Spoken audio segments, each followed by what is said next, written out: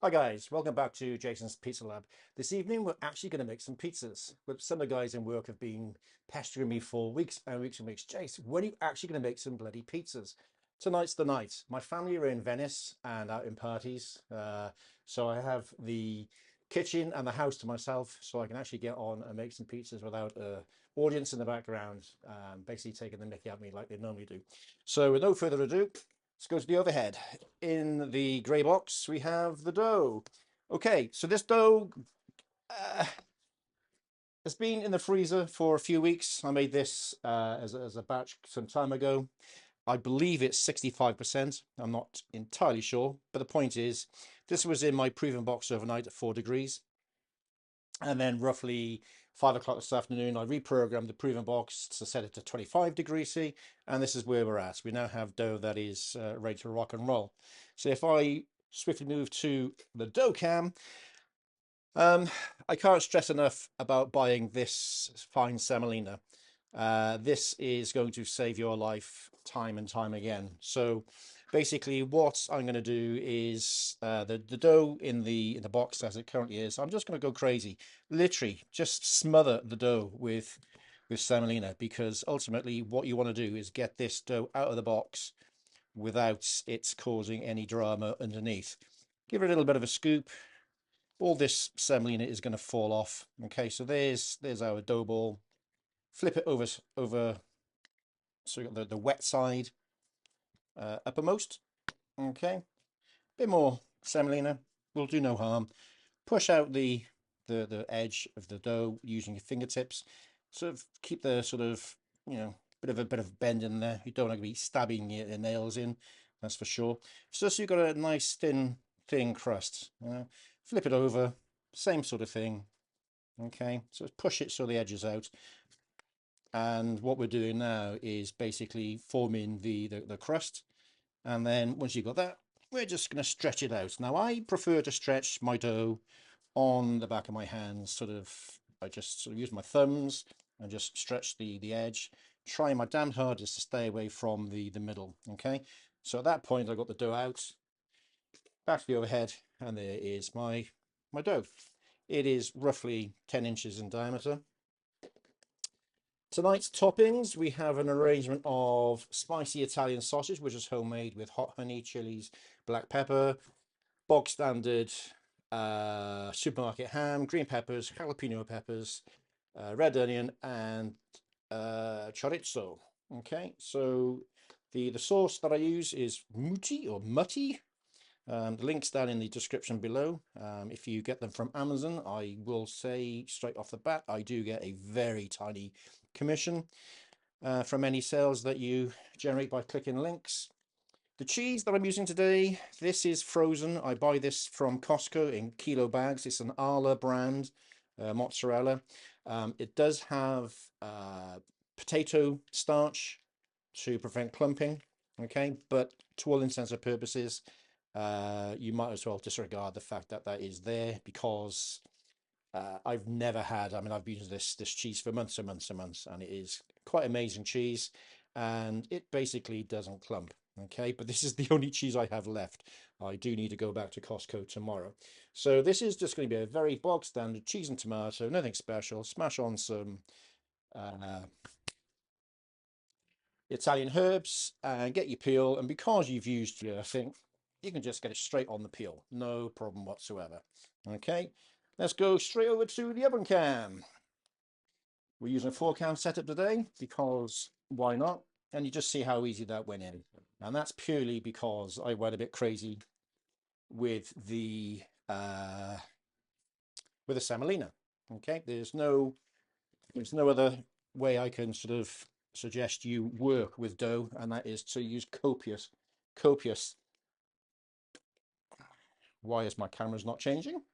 Anyway, use copious amounts of semolina. The stuff falls off. I mean, my work surface here has got the remnants of what was on that dough as it went into the oven.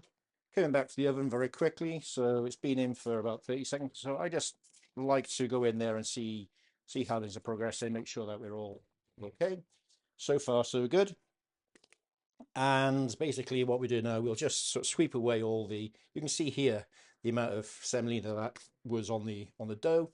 Super simple to sort out. So while that pizza is in the oven, I will start prepping the next dough ball. As I said, these dough balls were prepared weeks and weeks ago. I can't actually remember when I made the dough. This stuff has been in the freezer, and the dough actually does freeze extremely well. A lot of people sort of question, is freezing dough a good thing to do? Well, in my view, absolutely. So we're starting to get the leopard on the bottom. Give that another 60 seconds or so. This particular oven, by the way, I picked this up last year as a sort of backup oven, because I have a gas-powered one for the garden. And basically, I've used it ever since. It gets to 400 degrees C quite comfortably, and it stays at that temperature. You've got two heating coils at the bottom, one at the top, and you can independently set them. So if you want the slightly cooler base to give your toppings a bit more of a chance to cook, then you can do so. But I tend to leave it on 400 top and bottom. Okay, so this pizza is looking not far off being done. I'll give that another 30 seconds, and while it's doing that, we'll go back to the dough cam and start smashing out the second pizza. As I said, I think this is 65%. I do know in the bottom of the bucket I have in my chest freezer, I got some 70% dough, which is a little bit more delicate to see now how that is even just stretched out with minimal sort of effort. Which makes me think that might even be a 70%. Let's go back to the oven cam, because I don't want this to burn while I'm chit-chatting on camera. And that is done. Looking at the base, we've got a nice browning going on there. The cheese is very nicely browned on the top. And I'm simply going to come back to my overhead and pop that straight onto the chopping board. Now I use one of these rocker cutters. I don't use a rolling one because they're a bit of a nightmare. In fact, I've made that cheese and tomato, or Margherita, as you guys would call it, for my son's girlfriend. She is a bit basic. She doesn't like much in the way of any of these toppings. So I will, if I can find some of my okay. So off camera, what I'm going to do is just transfer that pizza to a cooling rack, because I don't want it to sweat on the chopping board. Okay, so next pizza is going to be for my son. He likes a semi sort of meaty one, nothing too outrageous. So again, we got the dough stretched out. Give that a bit of some sauce. This mochi sauce I discovered through an old friend of mine. He makes his own pizzas, makes his own dough, and he said, "Oh, Jace, give this mochi sauce a go. It's not bad." And he isn't actually wrong. It is amazing sauce. It has two ingredients: tomatoes and salt. And the amount of salt that they add, in my view, is spot on. I can't fault it. So we're going to put a bit of sausage on this. As I said, this is Italian spicy sausage that I make with 90% sausage meat. You can find sausage in supermarkets at that sort of percentage, but you obviously pay a bit more for it because normal sausages, I can't mention any brand names, but you'd be hard pressed to think they'd even actually have any pork in whatsoever because the percentage is so low. Normally there'll be like chicken on this pizza. I don't have any in the kitchen, in the fridge, so we're just going to go with spicy sausage and a little bit of nasty ham. Again, with a bit of a sprinkling of Italian herbs on the top. We'll go straight over to the. Actually, no, we'll go back to overhead. Yep, there we go. Just to show how easy this goes on. And give it a bit of a wiggle, and if you can see it's sliding really nice. Now you can see how easy it goes on, and more importantly, how easy it comes off.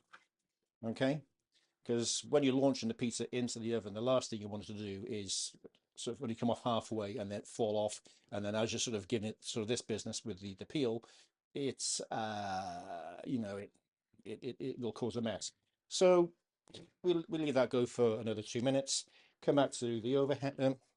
No, that's me. Come back to the overhead again. You can see how much fine semolina is falling off the dough as it's being worked. So the final pizza is going to be for me, and I will basically be using all of the toppings. I also have this runny honey, which is slightly modified in so much it's hot honey. As much as I make the hot spicy sausage with hot honey, uh, peppers, no, not peppers, sorry, chilies, black pepper. I also make the hot honey. This is simmered on the stove for 15-20 minutes, very, very low heat. You don't want to go crazy heating the honey up because you'll destroy the properties. I chuck in a handful of habanero chilies, dry chili flakes, and a bit of black pepper. Just leave that simmer for, I said, 15-20 minutes. Just infuse the chili into the honey and let it cool down before you decant the honey back into the plastic bottle. Because, as you probably would understand, the same as sugar, it has a much higher melting boiling point than water. Consequently, if you go to put the honey back in the plastic bottle, you'll discover the bottle will actually be melting. So let's go straight back to the oven cam and see where we're at with what's going on in here. Okay, so this is starting to look good. All the cheese is melting, and we've got a nice rise coming on the crust. We'll leave that tick over. Come back to the dough cam, and this is the final bit of dough that I have this evening, which is going to be my pizza. So as I said, this is going to have all the toppings because I'm a bit greedy in that I can't choose between one or two toppings, so I tend to have them all. My wife thinks I'm a pig, and I don't care. So there we go. So we'll just give this a bit of a. This is looking good. Give it a bit of a shake. Okay, so this is very floppy. I don't like how floppy this is. I tend to find that the center goes a bit thin, and when you get thin bases, then all hell breaks loose. Let's go back to the camera on the oven and see where we're at. That's starting to look quite amazing, actually. Base is looking good. I would actually argue that it's a bit doughy looking though. Give that just 30 seconds more. And while it's doing that, let's come back to the overhead and start doing my pizza. There's nothing worse than having a super thin center, because invariably what happens is it tends to sort of mess up a bit on the peel, especially when you start putting wet toppings on. Obviously, you can't avoid the tomato; that's inherently wet. But if you're adding toppings like I'm about to with peppers, they have a high water content. Then all of a sudden, that center of your pizza is going to start looking very soggy. I'm actually running out of cheese. As I said earlier, I need to go to Costco tomorrow, pick up a few bags. And what I do is I sort of I don't weigh them out, basically sort of put them into Tupperware boxes and chuck them in the freezer. So, okay, that's looking spot on. Can't do any more with that. The base is looking good, and we will pop that on the chopping board. Okay, let's come straight back to the overhead, carry on with mine. So again, I'm going to do the same start. We'll put some spicy sausage on. This sausage is absolutely banging. It's I discovered this through a TikToker who kindly shared the recipe. And if I can remember the guy's name, I might link him in the description below. I do tend to follow quite a few pizza people on TikTok, as you might imagine. So trying to keep up with everybody is a little bit of a nightmare. So we'll just throw these toppings on. They don't have to be military precision. There's nothing more you can do once it's on the top. You have to work as fast as you can, because all while it is on the work surface, the chances of it adhering is great. And finally, we'll stick on some chorizo. There is a delicatessen that I discovered in Cardiff yesterday, day before, Wednesday, which sells fairly decent looking pepperoni. So gonna have to go back and try that. So give this a little bit of a drizzle with a bit of hot honey.